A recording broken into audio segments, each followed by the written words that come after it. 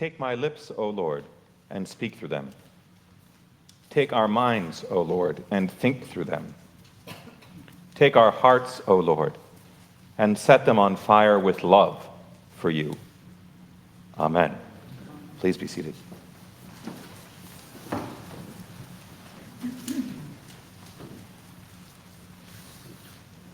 Good Friday confronts us with what might be the most believable story in the Bible.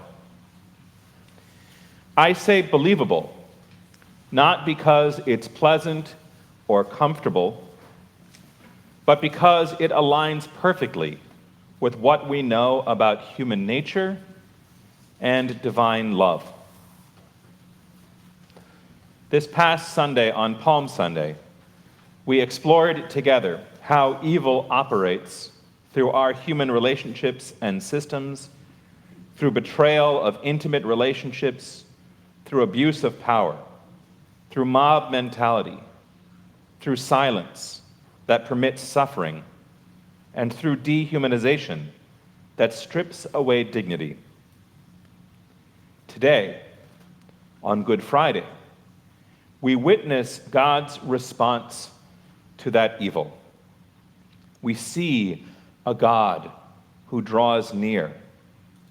We see a God who heals, a God who builds community, a God who refuses to dominate, and a God who is killed for it. This is the scandal of Good Friday that rings so true. When genuine love enters our broken world, we often respond by trying to destroy it. Good Friday is believable because we know how threatened we can feel by love that demands transformation. But what kind of God allows himself to be killed? Listen again to what happened in the garden. Jesus, knowing all that was to happen to him, came forward and asked them, "Whom are you looking for?" Notice that Jesus doesn't hide. Jesus doesn't run. Jesus steps forward. And when they identify him as their target, he simply says, "I am he." The text tells us something remarkable happened next. When Jesus said to them, "I am he," they stepped back and fell to the ground. Even in his vulnerability, there was power in Jesus' presence. Yet Jesus does not seize this moment to escape. Instead, he ensures his disciples' safety, saying, "If you are looking for me, let these men go." This is the pattern of God throughout the Scriptures. God is not a distant deity hurling commandments from afar, but a God who continually moves towards humanity, even when that movement leads to the cross. Good Friday is believable because this is exactly what love does. It steps forward when it would be safer to step back.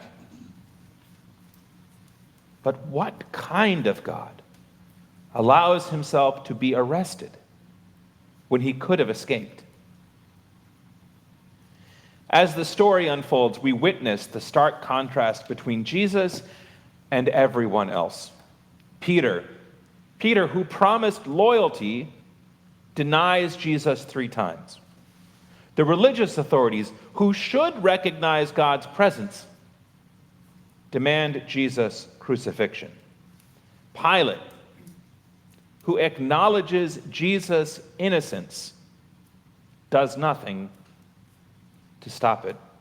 He still hands him over to be crucified. Yet amid this betrayal, Jesus remains focused on healing and forgiveness.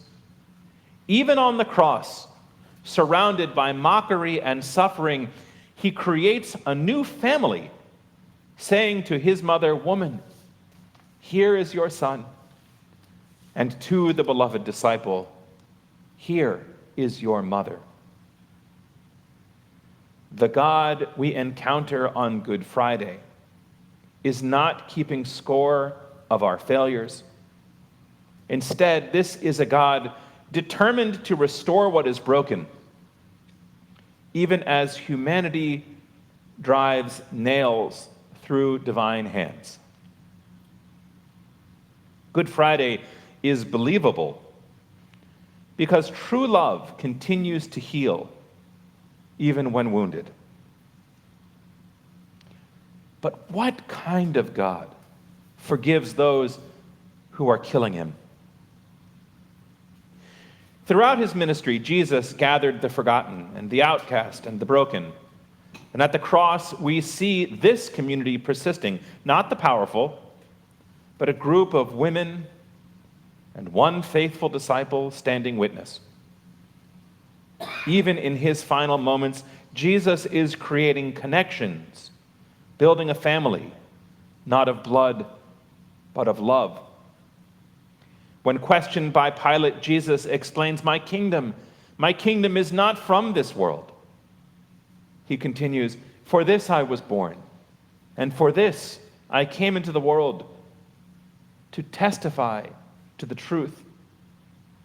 Everyone who belongs to the truth listens to my voice."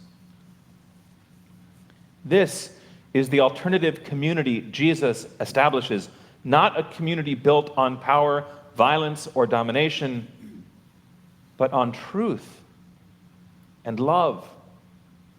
And it stands in stark contrast to the crowd who shout, "Crucify him," and the religious leaders who declare, "We have no king but the emperor." Good Friday is believable because genuine community forms not around power, but around vulnerability, around love. But what kind of God persists in building community from the cross? Perhaps most striking is how Jesus responds to power. Pilate reminds him, "Do you not know that I have power? Power to release you and power to crucify you?"